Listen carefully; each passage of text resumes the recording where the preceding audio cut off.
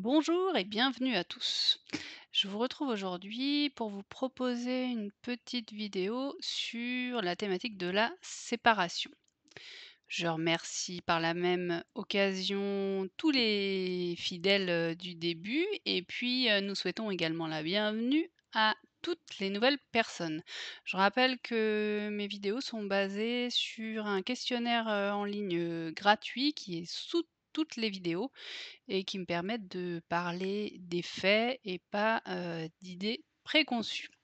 J'ai un peu tardé à faire cette nouvelle vidéo parce que, eh bien les 2 protagonistes, travaillent également, apparemment, pour une maison d'édition. Donc j'ai dû patienter parce qu'ils font du bénévolat pour moi. Voilà, donc accueillons, monsieur Yang et madame, Yin, que nous remercions pour leur participation.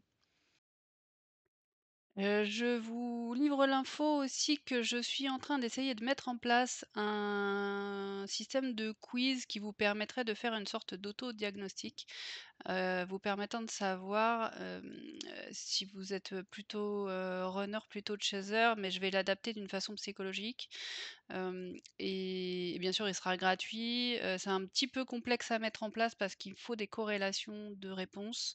Je voudrais qu'il soit vraiment interactif et que vous ayez, une sorte d'analyse, pour, quand vous atterrissez dans ce parcours, que vous puissiez savoir un petit peu, où vous en êtes. Voilà, donc je mets ça en place, c'est un petit peu complexe, mais j'espère y arriver, dans un délai, modéré.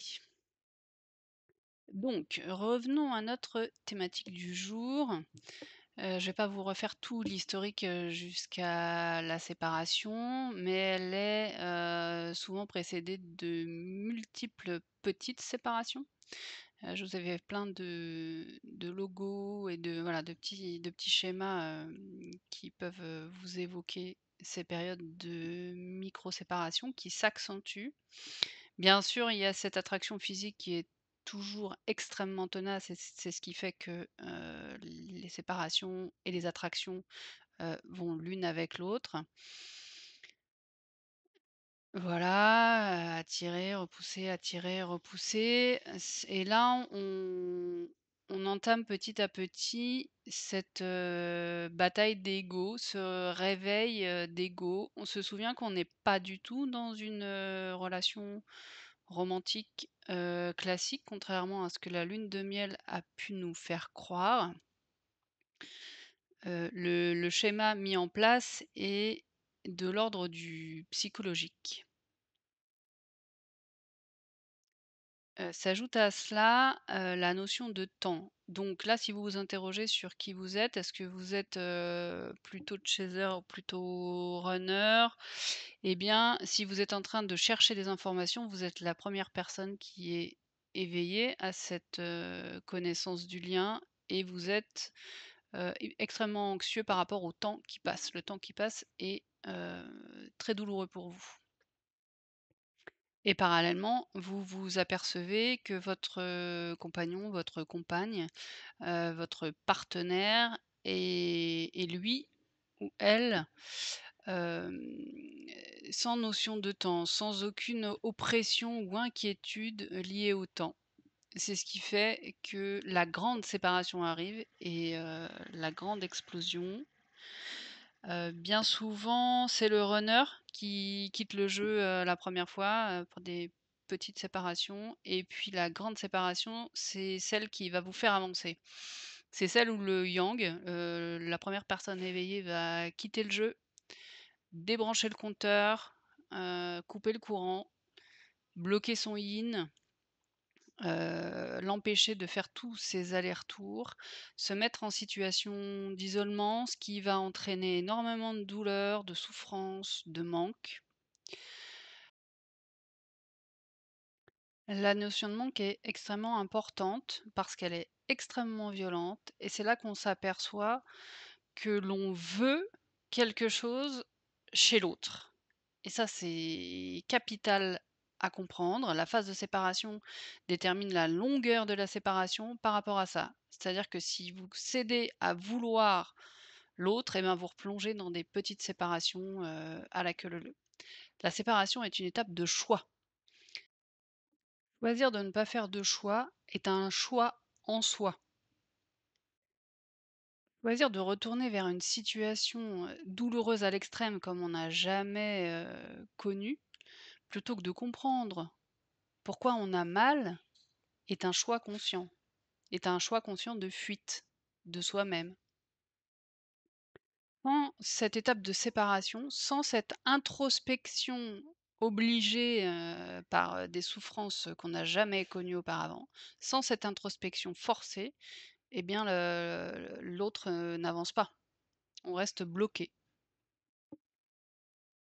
L'étape de la grande séparation, du grand silence, c'est l'étape, où on choisit son nouveau fournisseur d'électricité et c'est là où il faut se choisir soi-même, plutôt que de dilapider son énergie vers quelqu'un d'autre. C'est un peu comme produire de l'énergie et ne pas en garder pour soi et fournir, l'eau, l'électricité, le gaz à quelqu'un d'autre qui paye pas la facture. Par contre, toutes mes félicitations car le premier réveillé au lien est le maître du temps. Ça, c'est chouette parce que ça arrive pas quand même tous les jours. C'est-à-dire qu'on a un sablier, quand on est, monsieur Yang, tenter d'harceler, monsieur Yin, madame Yin, parce qu'on a des couples homosexuels, également, eh bien, on rajoute du sable dans le sablier, donc ça rajoute du temps. Quand monsieur Yang compte, le silence en termes de minutes et de secondes, bah, ça rajoute également du temps. Faire des stratégies hyper, calculatrices en fonction des vidéos ou des protocoles, qu'on a pu trouver, sur le net, pour faire revenir, madame Yin et bien ça rajoute énormément de temps. Et alors, rester bloqué sur, la douleur, en incriminant l'autre et en disant que c'est le runner qui doit revenir et ben là on a un gros bonus, 3 seaux de sable. Voilà, direct. Ça fait partie c'est juste un petit exemple des bonus 3 seaux ou 5 seaux qu'on peut récupérer. Donc là, je pense que visuellement, on arrive assez facilement à voir que tout le sable, donc le temps utilisé, pour le sablier commun qu'est ce fameux parcours, s'il est utilisé uniquement tourné vers l'autre au lieu d'être tourné vers soi, eh bien ça participe largement à rallonger le marathon. Voilà, donc une façon beaucoup plus agréable, d'occuper votre temps, serait, d'aller, vous faire un week-end, à la plage. Et pour utiliser une image qu'on connaît un petit peu mieux, tous, s'acheter un téléphone est un choix extérieur à soi, qui comble un manque à l'intérieur de soi, qu'il faudra renouveler, puisque c'est un manque. Mais c'est un plaisir, donc on le renouvellera avec tout autant de plaisir, même s'il y a de l'argent à dépenser. C'est un voilà, on comble quelque chose qui manque à l'intérieur de nous. Passer toute sa journée tourné vers madame Yin est un choix extérieur à soi, qui comble un manque à l'intérieur de soi, qu'il faudra aussi renouveler. Sauf qu'en période de séparation, l'abonnement a été résilié, d'où la souffrance extrême du manque extérieur. Le manque est extérieur. C'est là qu'est la souffrance. C'est tout l'enjeu de ce système, de ce processus. C'est de comprendre que le manque est à l'extérieur et qu'on ne doit pas rester en manque de quelque chose qui est extérieur à nous. Il faut s'ancrer et se centrer sur soi pour être bien avec nous-mêmes, sans interdépendance, ni matérielle, ni humaine. La période de séparation est un lieu. C'est un lieu de conscientisation où l'on passe de donner toute son énergie à son autre, à accepter que nous avons 2 modes de fonctionnement différents. Ça, c'est vrai pour, tout le monde, en fait. On est tous différents. Être en processus de responsabilité, face à sa propre vie, accepter nos propres dysfonctionnements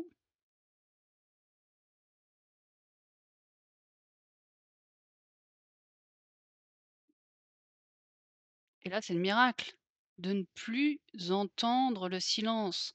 Quand on est concentré sur soi, sur ses objectifs, sur soi-même, en fait, il y a plus de silence.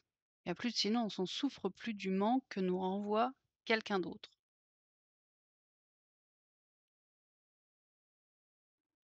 Mais par contre, oui, là, je vous ai mis une petite citation, de Jung: «Ce n'est pas en regardant la lumière qu'on devient lumineux, mais en plongeant dans son obscurité. Ce travail est souvent désagréable, donc impopulaire». La majorité des gens ne vont pas aller s'introspecter au point de cette relation, flamme jumelle. Pourquoi? Bah, parce que c'est désagréable, ça prend du temps, de l'argent, de l'énergie, et quand on a déjà énormément souffert, on n'a pas envie de se remettre la tête là-dedans. Malheureusement, c'est un processus qui est bien plus, psychologique qu'amoureux, malgré toutes les théories, qu'on peut voir, de droite, de gauche, qui ont, le côté comment dire? Séquestrant, de maintenir des gens dans des fausses relations, FJ sous prétexte, qu'elles sont, souffrantes. On reste pas dans une situation souffrante, on s'en va. On se donne les moyens de s'en aller. Et dans la possibilité que vous ne soyez pas en contact avec votre flamme jumelle, parce que sa personne peut vous le certifier à 100. Donc pour moi, le doute reste quand même, une barrière de sécurité. Eh bien, si vous êtes bien avec vous-même, peu importe que vous soyez dans un parcours ou pas.